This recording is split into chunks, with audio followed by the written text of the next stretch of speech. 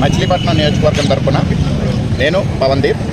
అయితే ఈరోజు మన కృష్ణా జిల్లాలో మా కాంగ్రెస్ పార్టీ డీసీసీ అధ్యక్షులు అందే శ్రీరామ్మూర్తి గారి ఆధ్వర్యంలో మన రాష్ట్ర కాంగ్రెస్ అధినేత్రి వైఎస్ షర్మిలారెడ్డి గారు ఈరోజు పర్యటించి రచ్చబండ కార్యక్రమం మరియు అలాగే మన అమినిగడ్డలో పబ్లిక్ మీటింగ్ పెట్టడం జరిగింది.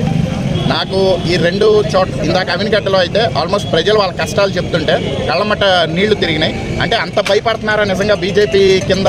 అంటే నేను యూత్ కాబట్టి నాకేంటంటే ఓకే బీజేపీ నిజంగా అంత బాధ పెడుతుందా ప్రజల్ని అని చెప్పి నేను అంత అనుకోలేదు. కానీ లైవ్లో చూస్తుంటే నేను ఈరోజు మా జిల్లా బయట నాకు తెలీదు, కానీ కృష్ణా జిల్లాలో మన శ్రీరామ్మూర్తి గారి ఆధ్వర్యంలో జరిగిన వాళ్ళ మీటింగ్లో నేను ఎవరైతే వాళ్ళు చెబుతుంటే ఎంతో నిజమా మోడీ గారి ప్రభుత్వం బీజేపీ ప్రభుత్వం ఇంత ఇబ్బంది పెడుతున్నా ఇంత బాధలు పెడుతున్నా అని చెప్పి అనిపించింది. సో నేను చెప్పాలనుకుంది ఏంటంటే కృష్ణా జిల్లా యువతకి బీజేపీ అనేది పెత్తందారుల పార్టీ. మళ్ళొకసారి మీకు గుర్తు చేస్తున్నాను, కాంగ్రెస్ అనేది పేద మధ్యతరగతి మరియు సామాన్య కుటుంబాల యొక్క పార్టీ.